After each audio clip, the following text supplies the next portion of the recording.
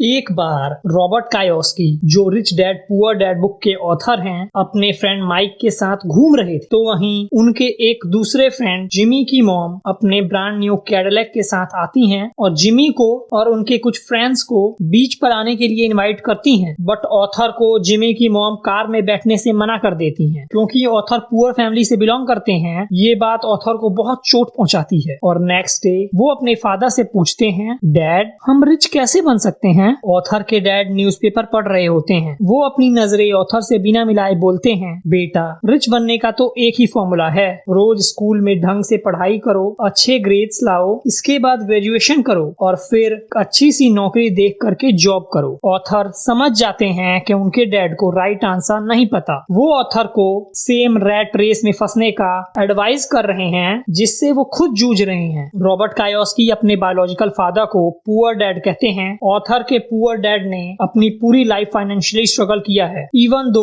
वो highly educated हैं, उनके पास पीएचडी की डिग्री है। ऑन दी अदर हैंड उनके रिच डैड, जो एक्चुअल में माइक के फादर हैं, उन्होंने सिर्फ 8th स्टैंडर्ड तक पढ़ाई की है, फिर भी वो अपने शहर के रिचेस्ट पर्सन में आते हैं। यही सेम क्वेश्चन जब ऑथर अपने रिच डैड से पूछते हैं तो वो कहते हैं, रिच बनने का कनेक्शन कहीं भी ग्रेजुएशन या गुड ग्रेड से नहीं है। मैं तुम्हें फाइनेंशियल फ्रीडम अचीव करने के 5 रूल्स बताऊंगा, जिन्हें अगर तुम फॉलो करो तो तुम्हें रिच बनने से कोई नहीं रोक सकता। दोस्तों, ऑथर के इन 5 रूल्स को अगर आप भी फॉलो करेंगे तो कुछ ही सालों में आप भी फाइनेंशियल फ्रीडम अचीव कर सकते हैं। बिना देरी करते हुए चलिए शुरू करते हैं फर्स्ट पॉइंट के साथ। First point, rich people don't work for money. Author के रिच डैड ऑथर से कहते हैं, रॉबर्ट अगर आपको रिच बनना है तो आपको मेरे लिए काम करना होगा, जिसके लिए मैं आपको पर वीक 50 रुपीज दूंगा और बदले में मैं आपको रिच बनने के नियम भी बताऊंगा। ये एक वन टाइम ऑफर है, क्या तुम इसे लेना चाहोगे? ऑथर सोचते हैं डील बुरी नहीं है और वो हाँ कह देते हैं। इसके बाद ऑथर रेगुलर अपने रिच डैड के लिए काम करने लगते हैं, जिसकी वजह से वो अपने स्कूल के बास्केटबॉल मैच में नहीं जा पाते और उन्हें ऐसे ही कई सारे इवेंट स्किप करने पड़ते हैं। ऐसे ही कई हफ्ते बीत जाते हैं, बट रिच डैड ऑथर को कुछ नहीं बताते। इस बात की कंप्लेन ऑथर अपने पुअर डैड से करते हैं और वो कहते हैं, 50 रुपीज में एक हफ्ता काम, तुम अंडर पेड हो बेटा। अपने एम्प्लॉय से अपनी सैलरी बढ़ाने को कहो या अपनी जॉब स्विच कर लो। ऑथर नेक्स्ट डे अपने रिच डैड के पास जाते हैं और उनसे कहते हैं, सर आप अपने एंड का बार्गेन नहीं रख रहे। मैं हफ्तों से आपके लिए काम कर रहा हूँ और अब तक आपने मुझे कुछ नहीं सिखाया,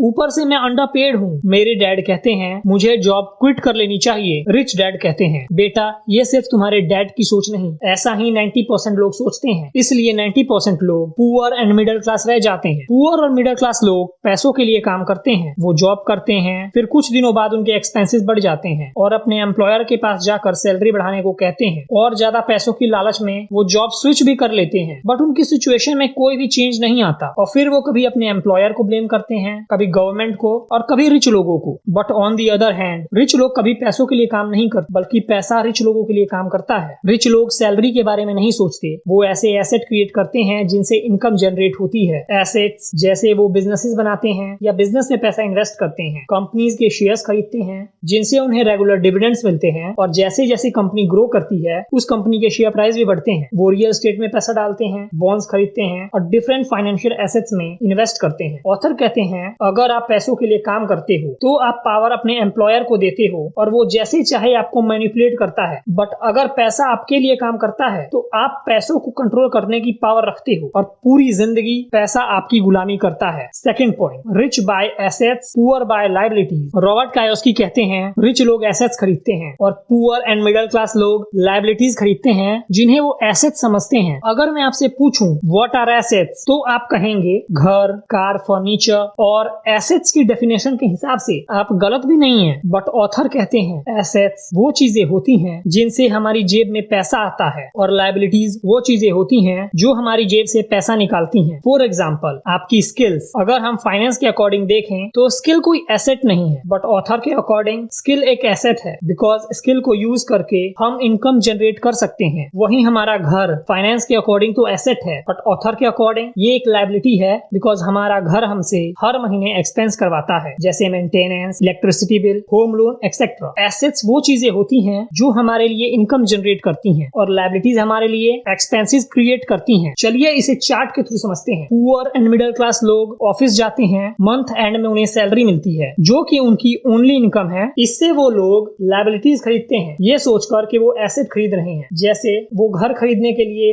होम लोन लेते हैं, कार के लिए कार लोन लेते हैं और क्रेडिट कार्ड लोन लेते हैं। फिर इन लोन को चुकाने के लिए उनके हर महीने के एक्सपेंसेस फिक्स हो जाते हैं। इन्हें हर मंथ होम ईएमआई भरनी होती है, कार ईएमआई भरनी होती है और क्रेडिट कार्ड पेमेंट करनी होती है। टैक्सेस, क्लोथ्स एंड फूड और डेली के एक्सपेंसेस अलग रहते हैं। इन सारे एक्सपेंसेस के बाद मंथ एंड में इनके पास कुछ नहीं बचता। ये लोग सिर्फ सैलरी टू सैलरी ही जीते हैं। ये विशियस साइकिल कभी खत्म नहीं होती। On the other hand rich लोग एसेट्स में इन्वेस्ट करते हैं। जैसे ये लोग अच्छी कंपनी के शेयर्स खरीदते हैं, रियल एस्टेट में पैसा डालते हैं, ये बॉन्ड्स खरीदते हैं और इंटेलेक्चुअल प्रॉपर्टी क्रिएट करते हैं जिनसे इन्हें रेगुलर इनकम जनरेट होती है। जैसे इन्हें रेगुलर रेंटल इनकम मिलती है, डिविडेंड्स मिलते हैं, बॉन्ड्स पर इंटरेस्ट मिलता है, इंटेलेक्चुअल प्रॉपर्टी पर इन्हें लाइफ टाइम रॉयल्टीज मिलती हैं। ऑथर कहते हैं जैसे जैसे मिडिल क्लास लोगों की इनकम बढ़ रही होती है वैसे वैसे उनके एक्सपेंसेस भी बढ़ते हैं और वो लोग फिर एसेट समझकर लायबिलिटीज खरीद लेते हैं। वहीं जैसे रिच लोगों की इनकम बढ़ती है वो लोग अपने एक्सपेंसेस को डिक्रीज कर लेते हैं और अपने एसेट्स को इंक्रीज करते हैं। Third point, mind your own business. Author कहते हैं जब वो लोगों से पूछते हैं व्हाट इज योर बिजनेस, लोग कहते हैं ओ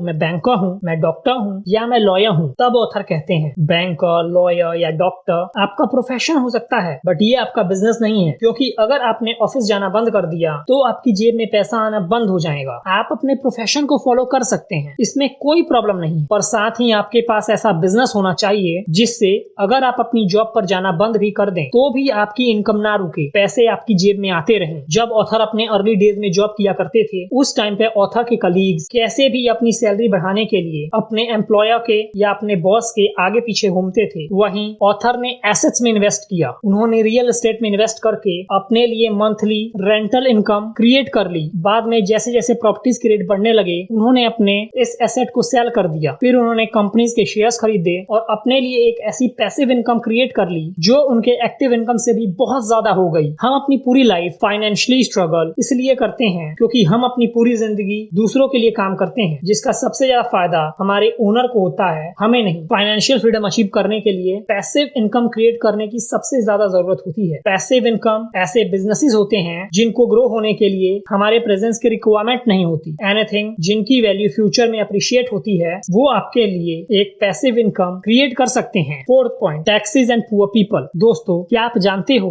इवन दो वॉरेन बफे बहुत ज्यादा पैसा कमाते हैं फिर भी उनकी सेक्रेटरी उनसे कई गुना ज्यादा टैक्स रेट्स पे करती है और वॉरेन बफे नाम मात्र अमाउंट का टैक्स पे करते हैं। क्या आप जानते हैं ऐसा कैसे होता है? ऐसा इसलिए होता है क्योंकि वॉरेन बफे कॉर्पोरेशंस या बिजनेसेस के थ्रू पैसा कमाते हैं और उनकी सेक्रेटरी सैलरी के through. Poor and middle class लोग जॉब करते हैं और सैलरी मिलने से पहले ही टैक्स पे करते हैं और उसके बाद ही वो अपने ऊपर एक्सपेंसेस कर पाते हैं। रिच लोग कॉर्पोरेशंस के थ्रू अर्न करते हैं इसलिए वो पहले अपने सारे एक्सपेंसेस कर लेते हैं और बिल्कुल एंड में टैक्स पे करते हैं। चलिए इस बात को सिंपल से इस कैश फ्लो चार्ट के थ्रू समझते हैं। रिच लोग कंपनीज या एसेट ओन करते हैं। ये कंपनीज कोई बिजनेस करती है जिससे इनकम जनरेट होती है। इसके बाद वो एक्सपेंसेस करते हैं जैसे एम्प्लॉइज की सैलरी पे करते हैं, बिजनेसेस के लिए मशीनरी लाते हैं जिससे इन फ्यूचर इनकम जनरेट होती है। अलग अलग लोकेशंस पर बिजनेस ट्रिप्स प्लान करते हैं और इसके बाद ही इन रिच लोगों की सैलरी जनरेट होती है। जनरली इनकी सैलरी बहुत ज्यादा नहीं होती। आपने देखा होगा बड़ी बड़ी कंपनीज के एमडीज एंड चेयरमैन 1 या 2 रुपए ही सैलरी चार्ज किया करते हैं, फिर भी ये लोग इतने अमीर होते हैं बिकॉज इनकी इनकम एसेट से होती है ना कि सैलरी से। मतलब जो भी ये कंपनी प्रॉफिट जनरेट करेगी उसका फायदा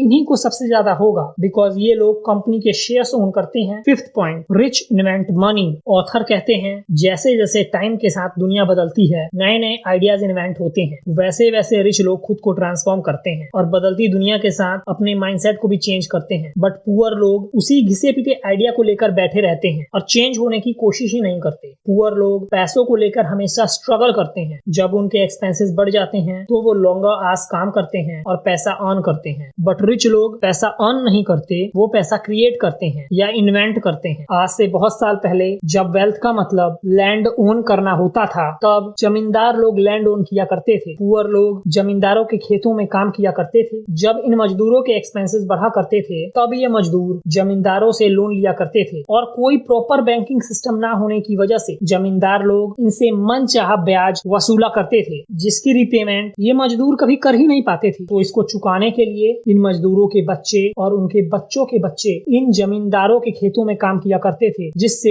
ये जमींदार बहुत अमीर होते चले गए। फिर बहुत सालों बाद गवर्नमेंट गवर्नमेंट ने इस इनइक्वालिटी को समझा और लैंड रिफॉर्म्स लेके आई। बट ये जमींदार या रिच लोग कभी गरीब बने ही नहीं, क्योंकि अब इन्हें पता लग गया कि अब पैसा इंडस्ट्रीज में बनेगा और अब इन्होंने मिल्स खोली, इंडस्ट्रीज खोली और ये मजदूर और पुअर लोग इन इंडस्ट्रीज में काम करने लगे। इनके लिए कुछ खास ज्यादा बदला नहीं। गवर्नमेंट ने कुछ और सालों बाद एजुकेशन सिस्टम में बदलाव किया। गरीबों के लिए भी एजुकेशन सिस्टम एक्सेसिबल बनाया ताकि सब पढ़ सके और डेवलप कर सके। रिच लोगों ने इस अपॉर्चुनिटी को भी भाप लिया। ये समझ गए अब पैसा इंफॉर्मेशन टेक्नोलॉजी में बनेगा। अब कॉर्पोरेट कल्चर डेवलप हुआ। अब पुअर और मिडिल क्लास लोग as an employ in corporate offices में काम करने लगे। इनके लिए लाइफ थोड़ी इंप्रूव तो हुई, बट अब भी ये लोग सिर्फ सैलरी टू सैलरी ही जीते हैं। जैसे जैसे अपॉर्चुनिटीज आई, वर्ल्ड में ट्रांसफॉर्मेशन हुई। रिच लोगों ने अपने आप को ट्रांसफॉर्म किया और पैसों को इन्वेंट करने का नया तरीका खोजा। ऑथर कहते हैं ग्रेट अपॉर्चुनिटीज को आप आंखों से नहीं दिमाग से देखते हैं। वो कहते हैं इस दुनिया का सबसे पावरफुल एसेट है हमारा दिमाग, जिसे अगर हम प्रॉपर तरीके से ट्रेन करें तो ये हमारे लिए एनॉर्मस वेल्थ क्रिएट कर सकता है। दोस्तों, हम आपके इस पावरफुल एसेट को इंप्रूव करने के लिए रेगुलर वीडियोस लाते रहते हैं, तो आप हमारे चैनल को सब्सक्राइब करके फर्स्ट स्टेप ले सकते हैं। दोस्तों,